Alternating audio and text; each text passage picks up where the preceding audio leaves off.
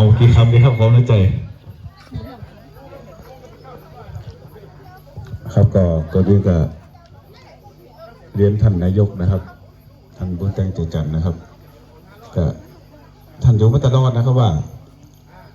ปีคือปีนอกคือน้องนะครับแต่ว่าในสายการทำงานคนเขาก็คือตำแหน่งเนาะคือPIก็คือผู้บริหารแล้วก็ได้ความอนุเคราะห์แล้วก็ทำงานด้วยกันมาตลอดนะครับก็ขอบคุณในการเรื่องของการจัดงานในวันนี้นะครับแล้วก็หลายอย่างนะครับจริงๆตั้งแต่ถามว่าจะไปแต่ก้าอีกนะครับก็อู้กันมาหลายเดือนแล้วครับหลายเดือนแล้วก่อนที่จะมีวันนี้เนาะหรือว่าต้องเดินทางนะครับแต่บทต่อจากนั้นนะครับอดีตผ่านมาเนี่ยก็มีอะไรมากมายครับที่มุ่งเข้าอยู่ด้วยกันมาแล้วครับเนาะบอกสามารถจะกล่าวได้ในวันนี้นะครับเนาะแต่ก็ขอบคุณนะครับขอบคุณน้องๆทุกคนนะครับแต่ว่าในการเดินทางนะครับในการเดินทางนะครั้งนี้ก็ถือว่า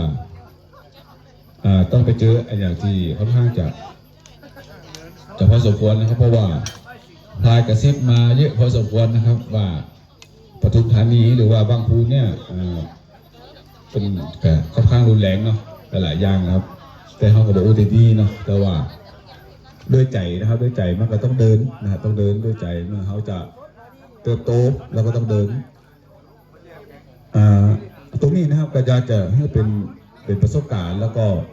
จะเป็นจุดยืนให้กับหมู่น้องๆนะครับจริงๆเนี่ยอยากจะเป็นทั้งใจให้กับน้องๆมากกว่านะครับน้องๆที่จะไปสอบนะครับจะไปสอบวันที่7นี้หรือว่าในการเดินทางต่อไปนะจริงๆแล้วเนี่ย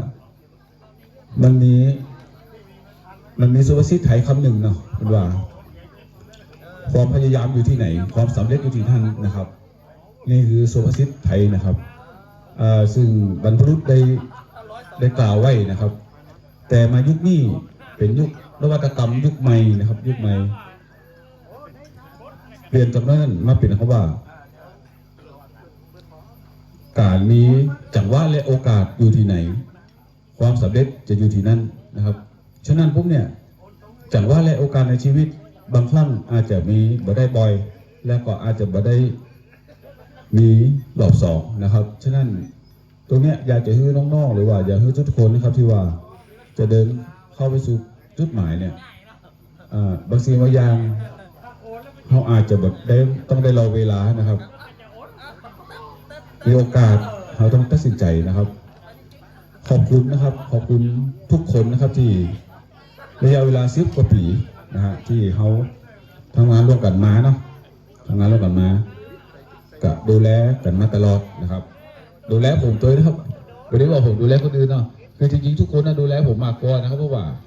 ทุกคนทำงานนะครับผมก็แค่ผมก็ดูแลเนาะไม่ได้ทำงานกับทุกคนเป็นคนทำงานนะครับผมไม่ได้ทำงานกับทุกคนแต่ว่าเพียงแต่เขาก็ดูแลนะครับรวมมือรวมแรงเกี่ยวกันนะครับที่ดูแลเทศบาลนะครับครับก็เหมือนเขาอวยพรเมื่อกี้เนาะสักวันหนึ่งนะครับถ้าฟ้าลิขิตนะครับเขาก็คงจะได้มาร่วมงานกันแหมนะครับผมขอบคุณมากครับขอบคุณมากครับผมนายภูครับ